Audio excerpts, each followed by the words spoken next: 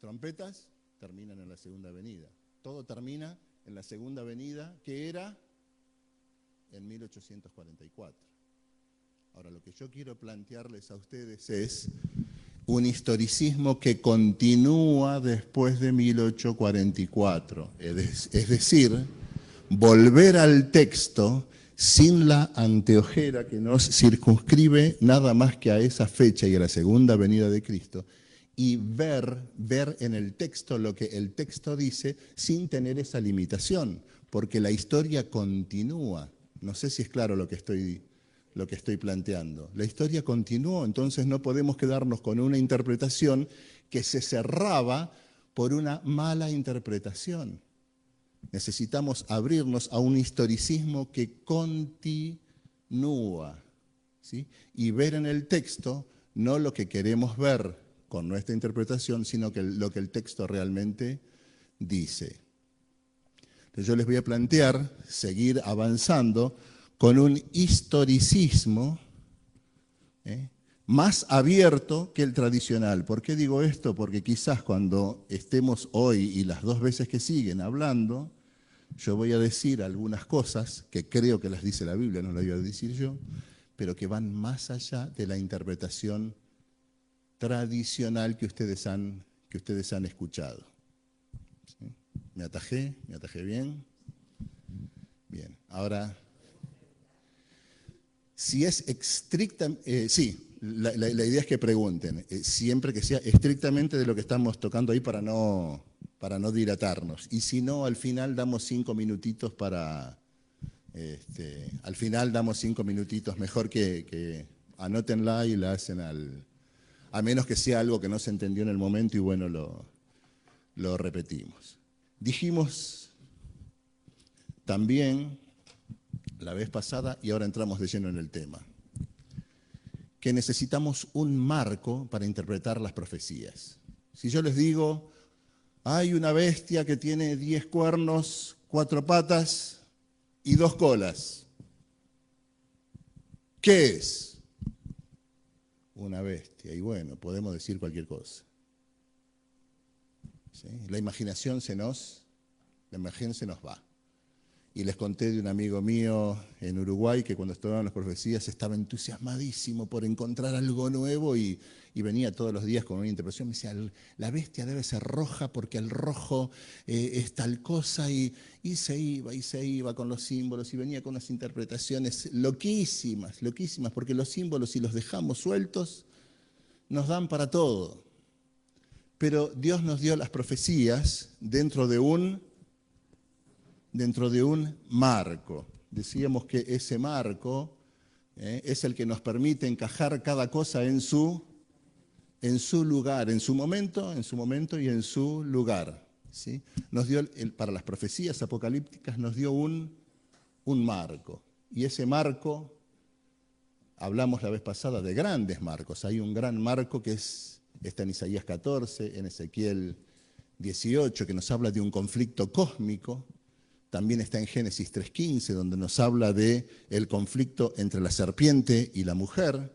Los capítulos 1, 2 y 3 de Génesis son claves para entender la profecía y encuentran su culminación en los últimos 3 capítulos del Apocalipsis, donde no se habla en toda la Biblia del árbol de la vida, sino en el Génesis y en el Apocalipsis, donde se cierra la historia. Uno abre la historia y el otro la cierra. Pero el marco de la profecía apocalíptica es Daniel 2. Daniel 2 es el que nos da el marco de la profecía apocalíptica. Cuando en la época en la que yo estudiaba teología estábamos en medio de la Guerra Fría. Rusia no aparecía. Y era una locura, los profesores se esforzaban por meter a Rusia en algún lugar, porque vivíamos en un mundo que estaba dividido entre Rusia y los Estados Unidos. Y los Estados Unidos aparecían en la profecía, pero Rusia no aparecía. Y se buscaba la manera de meterla, porque la realidad indicaba una cosa distinta de la que indicaba la profecía. Tratábamos de llevar la realidad a la profecía, en vez de ir de la profecía a la realidad. Hasta que un día, en 1989, en un día, en un par de semanas. Un muro cayó y el mundo cambió y de repente entendimos por qué no estaba Rusia en la profecía. Porque Dios había previsto lo que iba a suceder, que era distinto de lo que nosotros estábamos viviendo. Me van siguiendo hasta ahí. El marco de Daniel 2 nos decía que hay un solo poder que se perpetúa hasta el final, ¿sí? Hasta la punta de los dedos de la... Perdónenme el dibujo, pero no tengo, lo puedo dibujar mejor. Pero hasta la punta de los dedos, la profecía de Daniel habla de ¿cuántos reinos? En realidad habla de 4. Y dice que después del cuarto reino vendrá un quinto. Esta división en 10 es una división de un reino que continúa. El reino que comienza como las piernas aquí, sigue hasta la punta de los dedos. El hierro sigue hasta la punta de los dedos. Es Roma de principio a fin, solo que va cambiando sus características, pero sigue siendo Roma. Todo el tiempo es Roma. No hay árabes, no hay rusos, es Roma. La profecía apunta a Roma, de principio a final. Ahora está de moda buscar a los árabes en la profecía. ¿Por qué? Porque la realidad nos dice que los árabes están teniendo un rol preponderante, pero la Biblia no me habla de otro poder que no sea Roma. Y la profecía no se va a cumplir con los árabes. Primero empezamos tratando de ver a los árabes y ahora hay algunos de nuestros teólogos que están sugiriendo que los árabes pueden ser el anticristo, junto con el Papa, o junto con Roma. Con el Papa no, con el papado, porque la Biblia no habla de personas, sino que habla de sistemas, ¿sí? Y después me parece que esto es medio como el futurismo, empezamos a desviar la vista de donde tiene que estar puesta. ¿Me van siguiendo hasta ahí? Bien. Hasta la punta de los pies. Vamos ahora a pasar, y les pido que hablan las Biblias, en Daniel capítulo 7.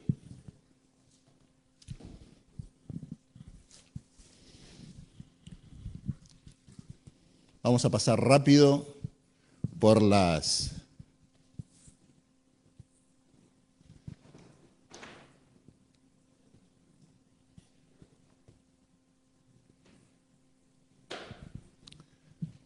¿Ya tienen el Daniel capítulo 7? Bueno, Daniel capítulo 7 nos habla de 4 bestias, ¿verdad? 4 bestias que nosotros sabemos que esas 4 bestias representan, vamos a pasar esto rápido porque no es el objetivo, esas bestias representan a los 4 reinos que estaban simbolizados aquí. Pero después viene algo que está explicado con los pies y con la piedra.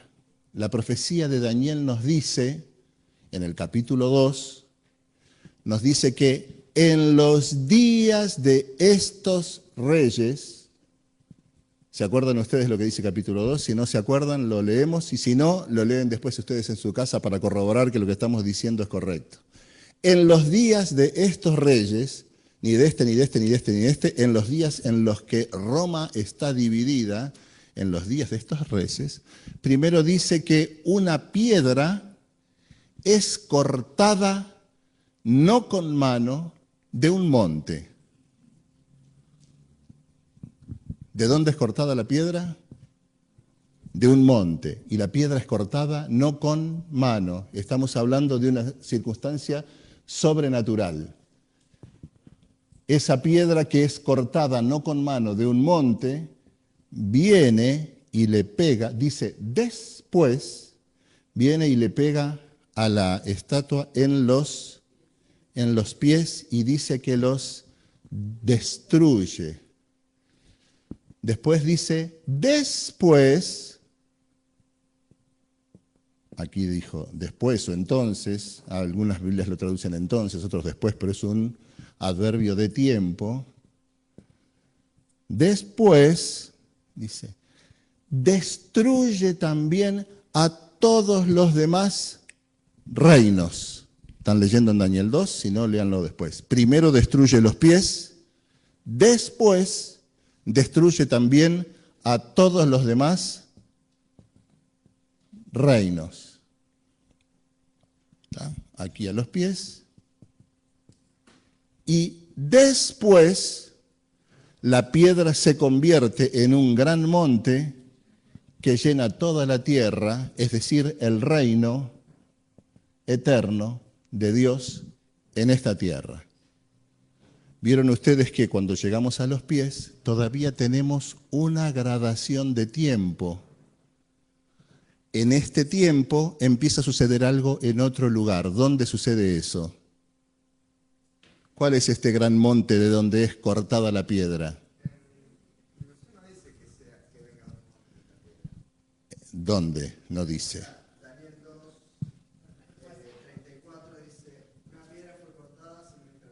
Muy bien. Y el ángel después lo explica en el versículo 40 y pico. El ángel explica, o sea, Dios explica, 45, y dice que esa piedra fue cortada de un gran monte, no con mano.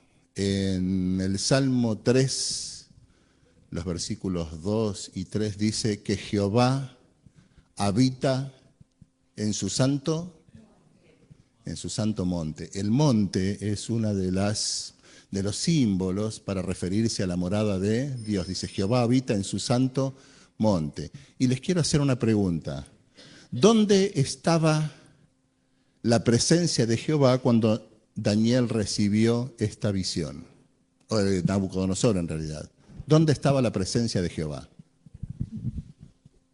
En esta tierra. En el tabernáculo. ¿En qué tabernáculo? ¿Dónde estaba? ¿Dónde estaba el santuario cuando Nabucodonosor recibe esta visión y Daniel las siguientes? En esta tierra por lo menos no. En esta tierra por lo menos no. Fíjense algo muy interesante. Tenemos 2 libros apocalípticos que nos hablan casi exclusivamente a partir de lo que sucede en el santuario. Las imágenes son las del santuario. Lo que nos están refiriendo es algo que sucede en el santuario. Pero cuando Daniel recibe estas visiones, el santuario no existe en la tierra, ha sido destruido. El santuario ha sido destruido. Y cuando Juan recibe sus visiones en el Apocalipsis, el santuario o el templo no existe, había sido destruido pocos años antes. Pocos años, un par de décadas antes de que Daniel recibiera estas visiones, había sido arrasado por Babilonia el santuario o el templo de Jerusalén. Y un par de décadas antes de que Juan recibiera su visión, había sido arrasado por los romanos el templo de Jerusalén. Una por los babilonios y otra por los romanos. Y en el Apocalipsis, a Roma y a Babilonia se las une como un solo poder, ¿no? Se le llama Babilonia a la ciudad que está sentada sobre 7 colinas. Roma y Babilonia,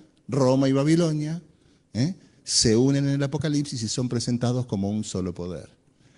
De paso, es maravilloso que este joven, Daniel, un adolescente, quizás más joven que muchos de ustedes, haya salido de Jerusalén, donde el orgullo de los judíos había sido aplastado y donde toda la confianza que ellos podían tener en que Dios realmente estaba con ellos había sido defraudada porque Dios había permitido. Los judíos estaban seguros de que la podían destruir a Jerusalén, pero que Dios nunca iba a permitir que destruyeran el templo, porque estaban orgullosos de su templo y pensaban que Dios nunca podían tocar a Jerusalén, pero nunca iban a tocar el templo. Y cuando vieron que el templo donde Jehová manifestaba su presencia era destruido por los que venían en nombre de los dioses paganos, la mayoría del pueblo perdió la fe.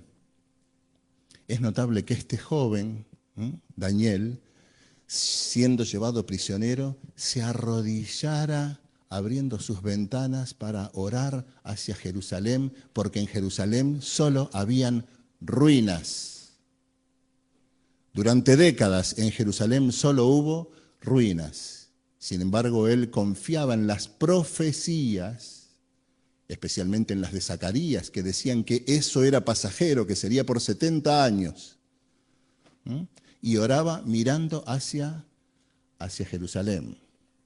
Pero es cierto que Dios, cuando habla de su santuario aquí y cuando habla de su santuario en Apocalipsis, lo hace en momentos en los que el santuario terrenal ha sido destruido, y yo creo que el propósito es que nos demos cuenta de que lo que está hablando no es de nada humano, sino que está hablando del santuario real, el verdadero, el que se encuentra en el cielo, y no de una maqueta que solo ha servido para ilustrarnos de las realidades celestiales. Entonces, aquí nos dice que después de la época de los dedos, viene la piedra y destruye una parte y después destruye otra parte. Dice que primero destruye los dedos y después destruye el resto de la estatua. Ahora les hago una pregunta. ¿Cuándo destruye los dedos y cuándo destruye el resto de la estatua?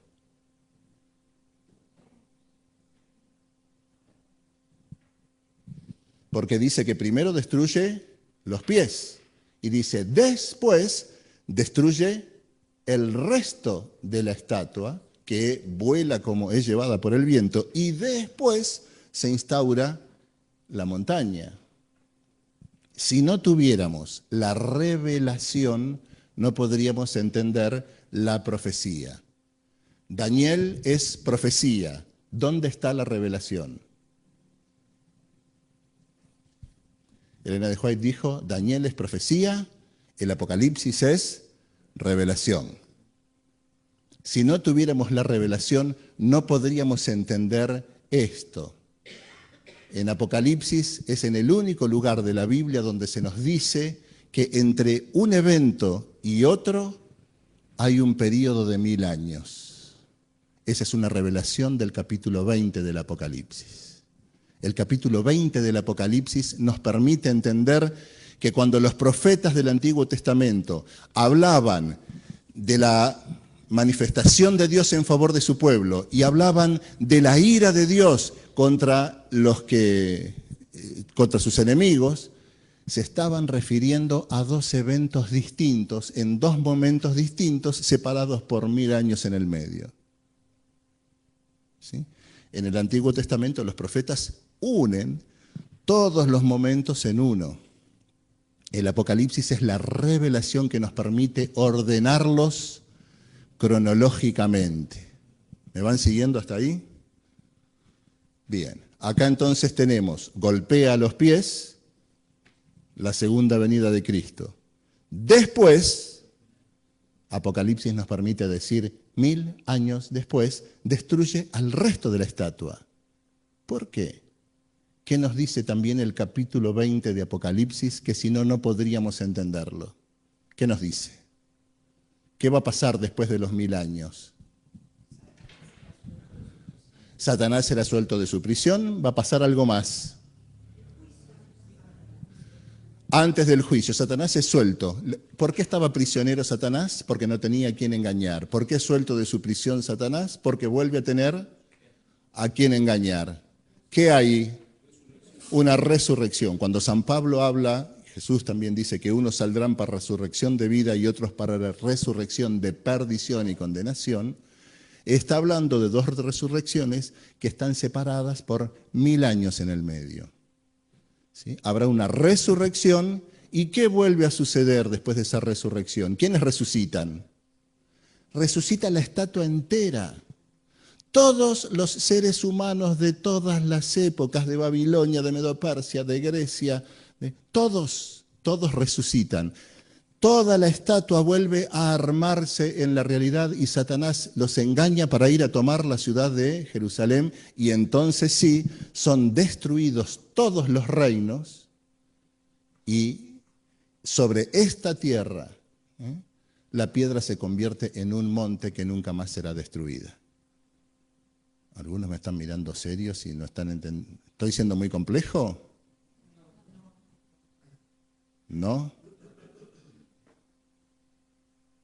Vamos a Daniel 7. ¿Se entendió cuál es el marco? Vamos a Daniel 7. ¿Qué pasa en Daniel 7?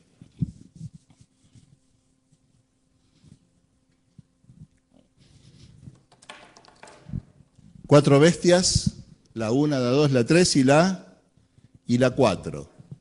Y donde entraría la piedra, ¿qué es lo que entra? Alguien que lea el versículo, a ver, esperen que hablo la Biblia y les digo. Daniel 7. Versículo 8. Vamos a empezar con un personaje nuevo. Versículo 8, ¿quién lo quiere leer rápido? Sí. Mientras yo contemplaba los cuernos, vi que otro cuerno pequeño subió entre ellos, y delante de él fueron arrancados 3 de los primeros cuernos. Este cuerno tenía ojos como ojos de hombre y una boca que hablaba con gran arrogancia. Bien, yo estoy avanzando rápido porque supongo que todos saben, todos conocen la profecía de Daniel 7. Acá, en vez de una estatua, tenemos bestias. Y la cuarta bestia, en su cabeza, tiene 10 cuernos. Como la estatua tenía en sus pies 10 dedos. Pero aquí nos empieza a dar más información. Nos dice que de entre esos 10 cuernos surge un cuerno pequeño que después se va agrandando, tira 3 y todos sabemos la interpretación histórica que nosotros le damos a ese momento y a ese cuerno pequeño que da una serie de indicaciones. Pero en el tiempo de este cuerno sucede algo, versículo 9. ¿Quién puede leer el versículo 9? Sí. Estuve mirando hasta que fueron puestos tronos, y se sentó un anciano de días, cuyo vestido era blanco como la nieve, y el pelo de su cabeza como lana limpia. Su trono llama de fuego, y las ruedas del mismo fuego arden. Muy bien. Daniel está mirando. ¿Qué está mirando Daniel? No, ¿qué estaba mirando? Dice, estuve mirando. ¿Qué estaba mirando? Estaba mirando al cuerno que había nacido en la cabeza de la bestia. Estuvo mirando ¿hasta cuándo estuvo mirando? Hasta que fueron puestos tronos. ¿Y quién ingresó? Un anciano de días. Se sienta en los tronos. Y ahí describe, el trono tiene ruedas y es como llamas de fuego. ¿Ustedes creen que el trono de Dios tiene rueditas? ¿Que está prendido fuego? ¿Que se sienta en una silla como las nuestras con 4 patas?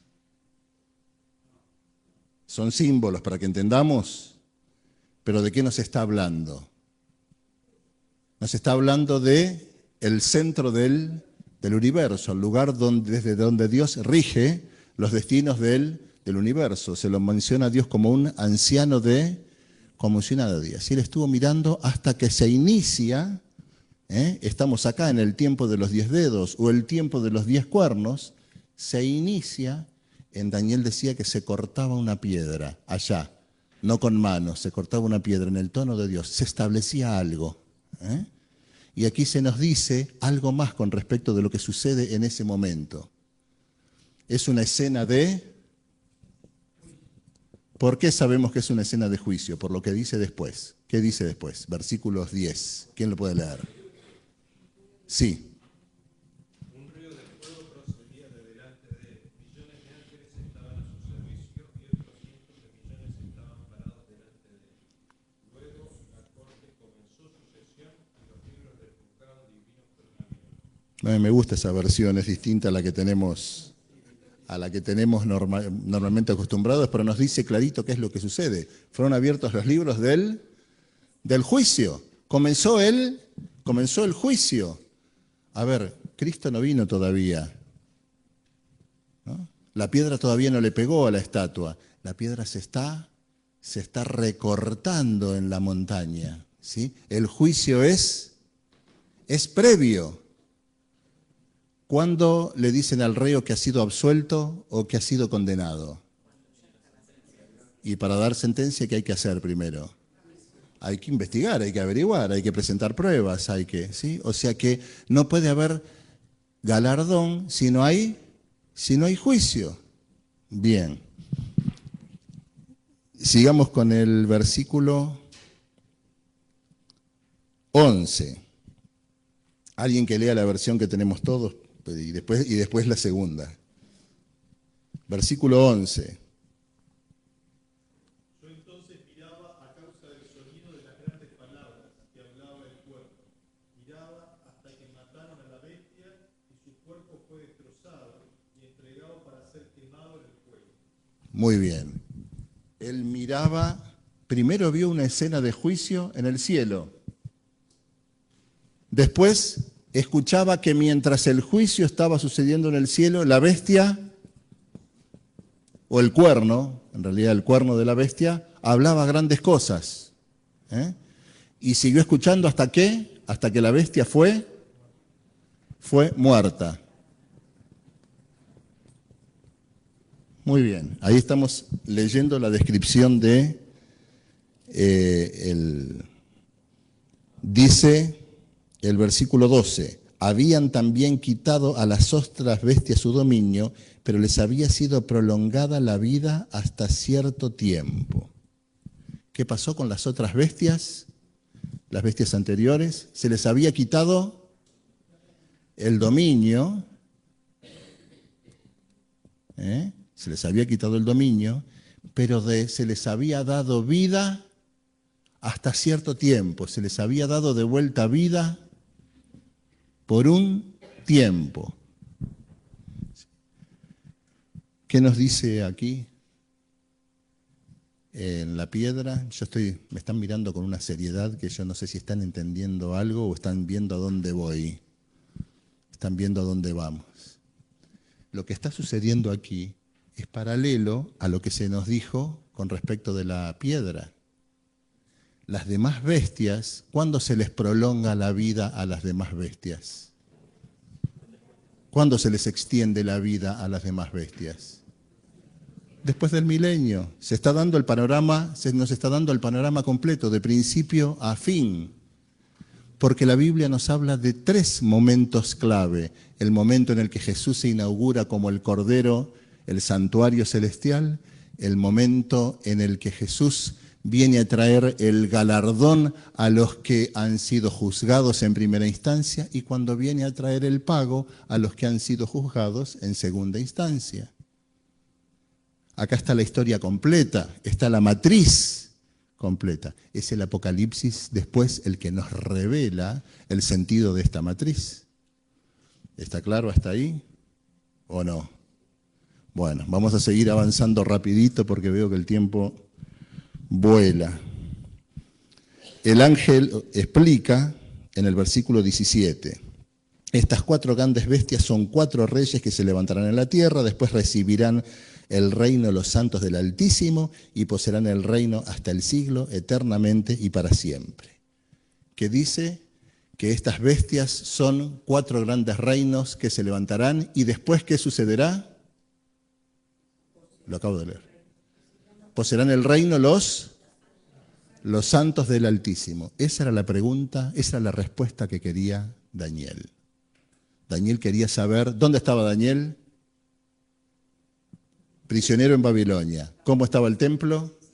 Destruido. ¿Qué lo sostenía Daniel? La profecía de Jeremías, que decía que era solo por 70 años. ¿Qué quería saber él? ¿Cuándo Israel iba a recuperar el reino? ¿Qué se les dice? Que todavía tienen que pasar de Daniel en adelante 4 bestias. Y después recién los santos recibirán el reino. Gracias al Apocalipsis, nosotros sabemos cuándo los santos reciben el reino. ¿Ustedes saben cuándo reciben el reino los santos? Es fácil, esta es fácil. No. ¿Cuándo reciben el reino los santos? Vamos a seguir leyendo. Después reciben el reino los santos del Altísimo. Entonces tuve deseo de saber acerca del versículo 19, de la 4ª bestia que era tan diferente, ahí se les empieza a explicar acerca de esa bestia.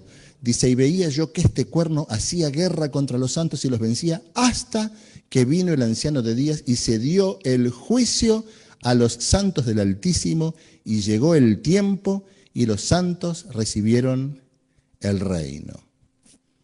Ahí nos dice, nos habla de 3 momentos, pero para no confundirlos vamos a seguir avanzando. Vamos a ir a versículo 23. La cuarta bestia será un cuarto reino de la tierra, el cual será diferente a todos, y a toda la tierra devorará, trillará y despedazará. El cuarto es el último, hasta el final. Solo hay un cuarto, no hay un quinto. 24. Y los 10 cuernos significan que de aquel reino se levantarán 10 reyes, y tras ellos se levantará otro, el cual será diferente a los primeros, y a 3 reyes derribará, y hablará palabras contra el Altísimo, a los santos del Altísimo quebrantará, y pensará en cambiar los tiempos y la ley, y serán entregados en sus manos hasta tiempo, tiempos y medio tiempo, pero se sentará el juez, le quitarán el dominio para que sea destruido y arruinado hasta el fin. Y que el reino, el dominio y la majestad de los reinos debajo de todo el cielo sea dado al pueblo de los santos del Altísimo, cuyo reino es reino eterno, y todos los dominios le servirán y obedecerán. Y aquí el fin de las palabras. En cuanto a mí, Daniel, mis pensamientos me turbaron y mi rostro se demudó, pero guardé el asunto en mi corazón. ¿Qué es lo que va a suceder? Los reinos del Altísimo van a recibir el reino. El cuerno va a ser destruido y los santos van a recibir el reino. ¿Cuándo?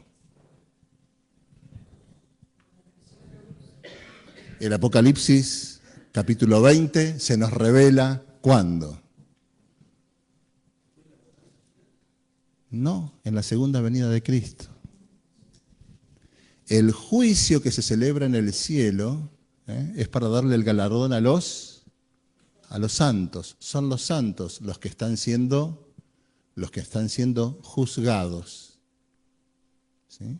Y reciben el reino juntamente con Cristo en la segunda venida de Cristo. Y a partir de ahí empieza otro juicio, o la segunda etapa del juicio. ¿Ya terminamos con estos? Bueno, empecemos con los otros. Pero en los otros, el jurado estará compuesto de una manera distinta. ¿Qué nos dice el Apocalipsis? ¿Cómo estará compuesto el jurado? Por los santos. Los santos juzgarán. ¿Por qué juzgaremos? ¿Por qué seremos convertidos en jueces? Yo lo dije, creo que lo dije la vez pasada. ¿Quién es el que está siendo juzgado en estos 2 juicios?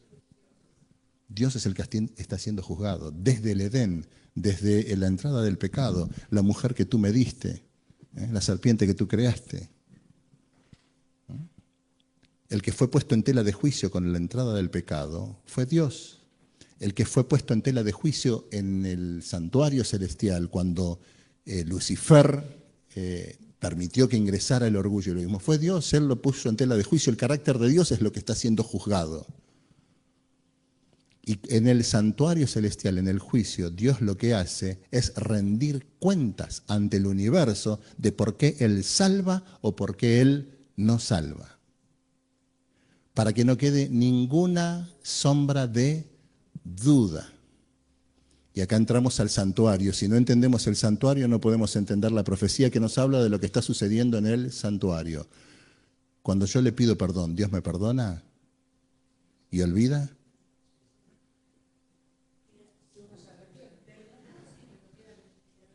Dios me perdona y olvida.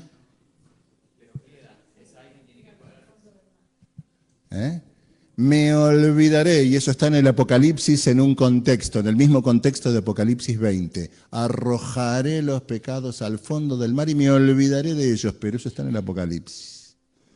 En el santuario, ¿Dios perdona? ¿Olvida?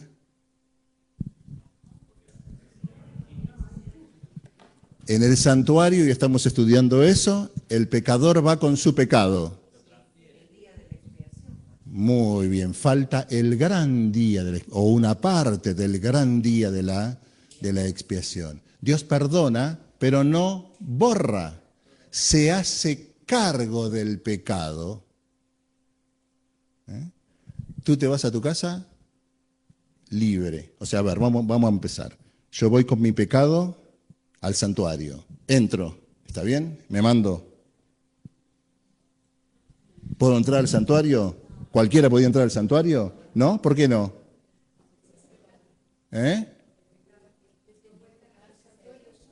Sí, entro hasta el altar. Pero ¿puedo entrar libremente? Hay una condición para entrar. Cualquier persona puede entrar al santuario, al atrio, ¿no? Estamos hablando del atrio. Cualquier persona puede entrar, con una condición. Tiene que llevar consigo una víctima. Tiene que llevar una víctima. Él puede entrar, pero puede entrar llevando al cordero o una víctima. Llega hasta el altar. En el altar él confiesa sus pecados sobre la cabeza del animal.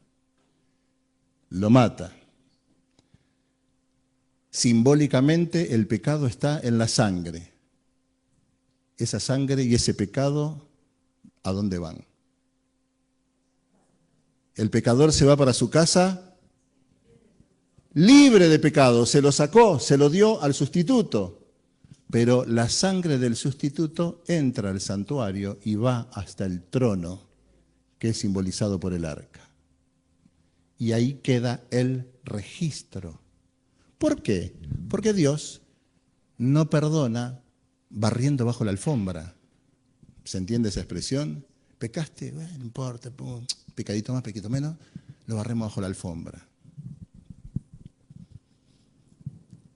Dios no perdona de esa manera. Costó muchísimo el perdón, porque el carácter de Dios es inmaculado y perfecto.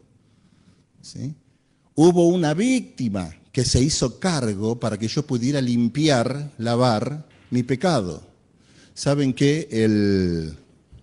El santuario es como un lavarropas, ¿no? Para mí la imagen que me gusta es la del lavarropas. Y además no es mía, es bíblica.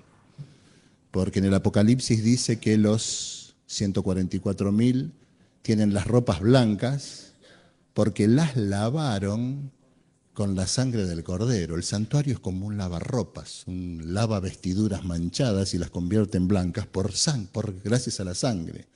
Y en un lavarropas yo meto la ropa sucia y la saco limpia. ¿Y la mugre dónde quedó? En el lavarropas.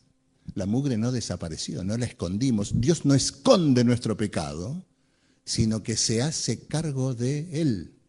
Dios se hace cargo de nuestros pecados. Hasta el día del juicio. Y en el día del juicio salen los pecados y Dios dice, fulano hizo esto y esto. Pero quien está presentando los pecados es el Cordero, y el Cordero, dice San Juan, es el juez. Dice, Dios le ha dado al Hijo que sea Él el juez. A ver, la víctima es quien lo presenta, o sea, es mi abogado representante, y es el juez. El juicio está arreglado. No hay nada que temer de este juicio. Pero Dios lo expone ante el universo y Jesús dice, mi sangre por Él. Entonces, ¿qué tengo que hacer yo para ser tenido en cuenta en ese juicio? Ir al santuario y entregarle mis pecados al Cordero para que Él se haga cargo y me libero del juicio. Yo cuando era chico me asusté muchas veces por una imagen que se mostraba, ¿no?, de un pecador que estaba ante el trono de Dios y un ángel que lo tenía al lado y el pecador ahí, ¿no? Y mucho tiempo tenía miedo de una comprensión errónea que era la de que tus pecados tu nombre está pasando en el cielo y si justo pasó tu nombre y no te arrepentiste, y tuve miedo y era, ¿sí? No hay nada que temer si nosotros nos quebrantamos y depositamos nuestros pecados en el Cordero, porque Él se encarga Él se encarga del juicio. ¿Por qué hay un juicio? Porque Dios va a rendir cuenta delante del universo de por qué Él perdona lo que perdona. y después va a rendir cuentas delante de nosotros. ¿Por qué vamos a juzgar? ¿Por qué dice que seremos jueces y reyes? ¿Por qué vamos a juzgar? Porque Dios va a rendir cuenta ante nosotros de por qué no perdona a quien no perdona. Y en quienes Dios no perdona puede estar mi hijo, puede estar mi padre, puede estar mi amigo. Y Dios no va a dejar que nadie quede con ninguna duda. Va a rendir cuentas ante todos. Nos va a permitir saber exactamente por qué su misericordia y su justicia actuaron como actuaron, con los unos y con los otros. ¿Es claro hasta ahí? ¿Es claro hasta ahí? Bien, entonces entendemos por qué es importante en esta historia. Se nos habla de las dos partes, de la parte que sucede antes de la segunda venida de Cristo, del milenio, antes en la segunda venida de Cristo y después del milenio. En el capítulo que sigue, en el capítulo 7, no lo vamos a leer ahora porque el tiempo terminó. Pero en el capítulo que sigue, en el versículo 7, se habla otra vez del cuerno pequeño y muchos hablan de los dos cuernos pequeños, del 7 y del 8, como si fueran un solo cuerno. Y en realidad, si ustedes lo leen bien, van a ver que son dos cuernos distintos. Son dos cuernos. Uno surge en la cabeza, el otro surge de los vientos, ¿no? o de los 4 cuernos. Son dos cuernos distintos que hacen una obra distinta en momentos distintos. ¿Está claro hasta ahí? Bueno, el tiempo se fue. No sé si queda un minuto para hacer alguna pregunta, si hubo alguna. Damos cortitito, si hay alguna pregunta, algo que no quedó claro. Sí. No sé si sabes, digamos, ¿por qué son 4 bestias, pero 5 reinos, digamos, de estatua? No, el quinto reino son 1, 2, 3, 4. El quinto es la montaña, el quinto es el reino, el quinto es la montaña, el quinto es el reino de Dios. Son 4. Lo que tiene que quedar claro es que el cuarto reino, porque así lo llama el cuarto reino, no es solo las piernas, es las piernas, los pies y los dedos. Es un solo reino que va mutando en su forma, pero es un solo reino, es el cuarto. Es decir, Roma llega hasta el fin. Va mutando en las formas, ¿no?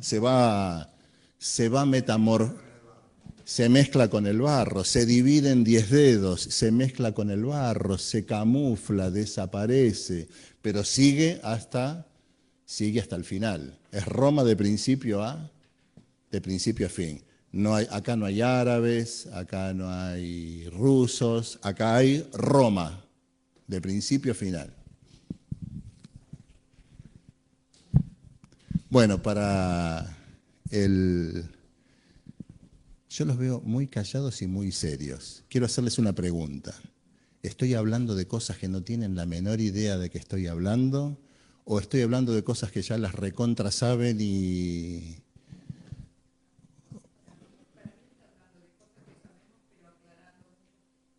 Bueno, esa es tu experiencia. Otros, sí, en el fondo.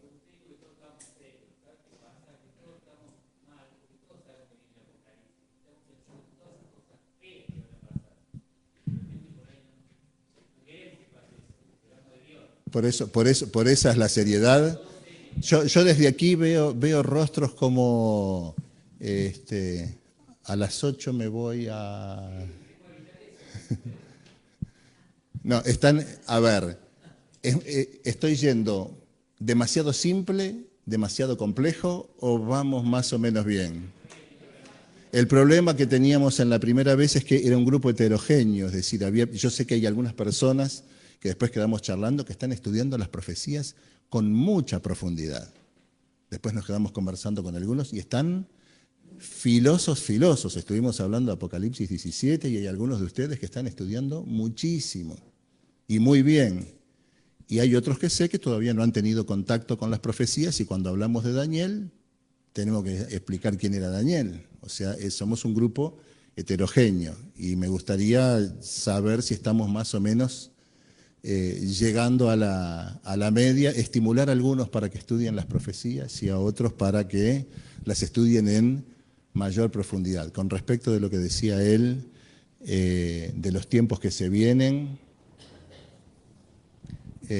Sí, el tablero se está disponiendo y las fichas se están colocando de maneras que era imposible imaginarlo pocos años atrás. El tablero se está preparando de una manera increíble, pero mi preocupación no es cómo se está preparando el tablero. Mi preocupación es que entendamos que Dios está en el control y que la verdadera interpretación de las profecías no es ni historicista, ni futurista, ni preterista, es cristocéntrica. Porque Dios está en el control y porque las profecías nos hablan de un cordero que ocupó nuestro lugar, nada tenemos que temer. Y en el libro de Daniel, en el siguiente vamos a hablar de dos términos que quizás es difícil de entender: la abominación desoladora y la terminación del continuo. Les traigo una respuesta. Les traigo una respuesta. Vamos a identificar qué es la terminación del continuo y qué es la abominación desoladora. Lo vamos a interpretar. Pero quiero decirles que en el libro de Daniel, además de, un minutito y ya termino. En el libro de Daniel, además de dársenos las grandes líneas de tiempo que señalan con precisión a cuando iba a venir el Cordero para inaugurar el santuario, lo dice con día y hora. Y nos dice con precisión cuándo se iba a iniciar el juicio. Lo dice con día y hora. En el santuario celestial, en el día de la expiación. ¿Sí? También se nos pone un contexto histórico para darnos ánimo en el día que esas cosas sucedan. Saben que a Daniel se le dijo siempre, hay por lo menos 10, 15 veces que se dice que estas cosas son para... Dice Daniel, te lo estoy dando a ti, pero tú vas a reposar, vas a descansar, te vas a morir y vas a resucitar al final. Pero estas cosas no son para ti. Te las estoy dando a ti, pero no son para ti. Son para el tiempo del fin. Son para nosotros hoy. Son para el tiempo del fin. Pero nos dan historias en el libro de Daniel que están ahí para darnos ánimo. La abominación desoladora en el libro de Daniel puso a 3 jóvenes bajo la pena de muerte. Pero el Cordero estuvo en medio de ellos y los liberó. La abominación desoladora intentó quitar el continuo e impedir que Daniel adorara libremente a su Dios, y también con pena de muerte. Pero hubo un ángel que tapó la boca de los leones. Y ese es uno de los mensajes más poderosos que hay en el libro de Daniel. Se nos muestra que vendrán tiempos difíciles, un gran tiempo de angustia como no hubo jamás antes. Pero en el mismo libro hay una promesa, que habrá ángeles tapando bocas y que el Cordero estará caminando entre nosotros. Por lo tanto, nada tenemos que temer.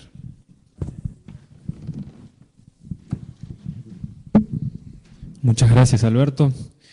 Gracias de verdad, porque tranquilamente podrías estar en tu casa o haciendo otra cosa y lo estás haciendo. Bueno, sabemos que te encanta, pero sabemos que también debe ser un esfuerzo estar viniendo, así que muchas gracias, de verdad. Y gracias a todos por haber venido. Gus.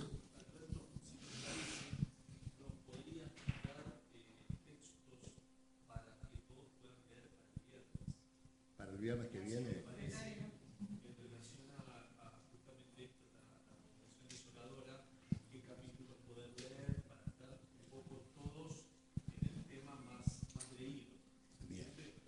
Sí, ¿respondo o preguntas algo?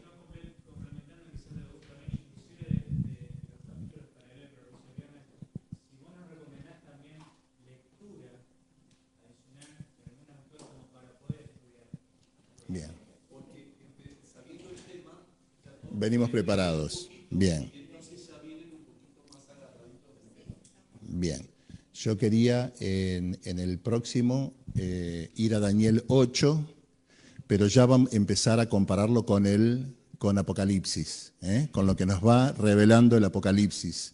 Daniel es profecía, el Apocalipsis es revelación. Daniel 8, quizás lo que les dije la vez pasada, seguir el método de Guillermo Miller, la Biblia y la concordancia. Yo recomiendo algo que él no tuvo, que es el espíritu de profecía también, ¿no? Pero la Biblia y la concordancia. Entonces, si tienen una concordancia o una Biblia con concordancia, busquen cada vez que en la Biblia dice abominación. Así vamos a ir apuntando a saber qué es la abominación desoladora y cómo se va a manifestar. Todas veces que en el santuario se menciona la palabra continuo, para ver a qué se refiere cuando habla del continuo que va a ser detenido, y les recomendé que estamos estudiando en la escuela sabática porque leyeran algo con respecto del santuario. Si no entendemos lo que pasa en el santuario, nos cuesta entender después la profecía. En ese sentido recomendé el santuario y su servicio, y Cristo en su santuario, para entender qué sucede en el santuario, porque el santuario es el plan de la salvación puesto en símbolos, y si no entendemos ese símbolo básico, ese marco, nos va a costar entender lo que nos dice en Daniel y después el Apocalipsis.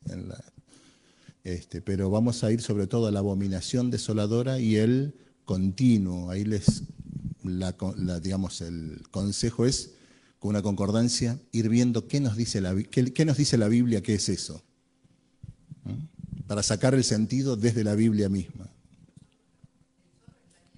No. El continuo y la abominación, no en Daniel. Ver en otros libros de la Biblia, les recomiendo Ezequiel 8, Ezequiel 8, donde se habla de la abominación y muy claramente, y nos da mucha luz para saber a qué se refiere después Daniel, o todas las veces que aparece abominación en la Biblia, o todas las veces que en el santuario se habla de continuo. Porque en nuestras Biblias dice continuo sacrificio, pero en realidad esa palabra ha sido agregada. El original, y lo dijo Elena de White también, ¿no? El original dice solo continuo, no dice sacrificio. Y Elena de White dijo que por agregar esa palabra se nos ha desviado del verdadero sentido. Bueno, entonces el viernes que viene, 20 horas. ¿Sí? Viernes que viene, 20 horas. ¿Te gustaría orar para terminar? Nos ponemos de pie.